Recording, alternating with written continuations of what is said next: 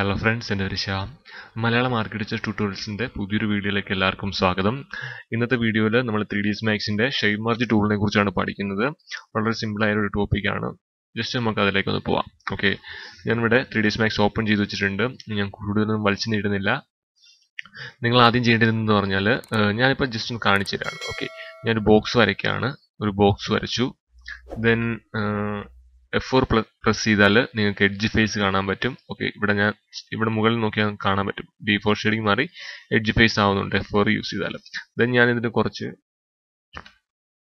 Segment കൊടുക്കുകയാണ്. Okay, segment കൊടുത്തിട്ടുണ്ട്. Then ഞാൻ സ്പ്ലൈനിലേക്ക് വന്നു, ടെക്സ്റ്റ് എടുത്തു. ഇവിടെ ജസ്റ്റ് ഒന്ന് ടൈപ്പ് ചെയ്യാണ്.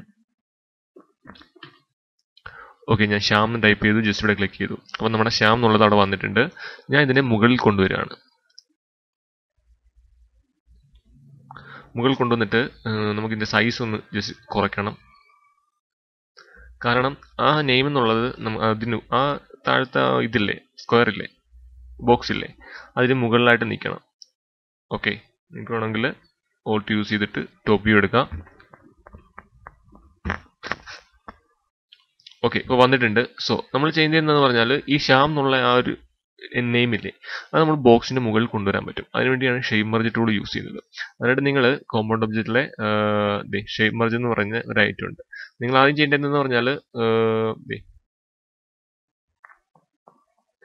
ഈ ഒരു താഴത്തെ ഷേപ്പ് സെലക്ട് ചെയ്യുക. എവിടെയാണോ നമുക്ക് ആ ഒരു ഷേപ്പ് വേണ്ടത് ആ ഒരു ഒബ്ജക്റ്റ് സെലക്ട് ചെയ്യുക. ദെൻ ShapeMerge ക്ലിക്ക് ചെയ്യുക. ദെൻ നമ്മുടെ ഈ നെയിം ഇല്ലേ, സോറി, ഇവിടുന്ന് ചൂസ് ചെയ്യുക. റെഫറൻസോ അതോ കോപ്പിയോ ഇൻസ്റ്റൻസോ ഏതാണെന്ന് വെച്ചാൽ ഞാൻ ഇൻസ്റ്റൻസ് യൂസ് ചെയ്തു. Then pick A shape use ചെയ്യുക. ദെൻ ഈ നെയിമില്ലേ ജസ്റ്റ് സെലക്ട് ചെയ്താൽ മാത്രം മതി, അത് താഴെ മെർജ് ആവും. ഓക്കെ, ഞാൻ കട്ട് ചെയ്യണമെങ്കിൽ കുക്കി കട്ടർ ഉണ്ട്, അത് ചേഞ്ച് കൊടുത്താൽ മതി. അതായത് നമ്മുടെ ഈ ഒരു ഷേപ്പിൽ ആ ഒരു ഒബ്ജക്റ്റ് കട്ടാവും. ഏത് ഷേപ്പായാലും ഇപ്പം നെയിം എന്നേ ഉള്ളൂ. ഇപ്പം സ്പ്ലൈൻ വേണമെങ്കിൽ യൂസ് ചെയ്യാം. ഞാൻ ഒന്ന് കാണിച്ചു തരാം. ഞാനൊരു സർക്കിൾ എടുത്തു, ചെറിയൊരു സർക്കിൾ വരച്ചു. ഓക്കെ, ഇത് നമുക്ക് കട്ട് ചെയ്യാൻ പറ്റും. അതിനായിട്ട് ആ താഴത്തെ ആ ഒബ്ജക്റ്റ് സെലക്ട് ചെയ്യുക. കോമ്പൗണ്ട് ഒബ്ജക്റ്റ് ചെന്നിട്ട് ShapeMerge സെലക്ട് ചെയ്യുക. പിക്ക് ഒബ്ജക്റ്റ് കൊടുക്കുക, സോറി പിക്ക് ഷേപ്പ് കൊടുക്കുക. ദെൻ ഈ ലൈൻ, സോറി ഈ സർക്കിൾ സെലക്ട് ചെയ്യുക. ഇത് കണ്ടില്ലേ, കുക്കി കട്ടർ യൂസ് ചെയ്താൽ നിങ്ങൾക്ക് അവിടെ കട്ട് ചെയ്തെടുക്കാൻ പറ്റും. മെർജ് ആണെങ്കിൽ ജസ്റ്റ് ഈ ഷേപ്പ് അതിന്റെ മുകളിൽ കൊണ്ടുവരാൻ പറ്റും. ഇനി അതല്ല ഇൻവെർട്ട് കൊടുക്കുകയാണെങ്കിൽ കുക്കി കട്ടർ സെലക്ട് ചെയ്യാം. ആ ഒരു ഷേപ്പ് ഒഴികെ ബാക്കിയെല്ലാം പോകും. ഓക്കെ,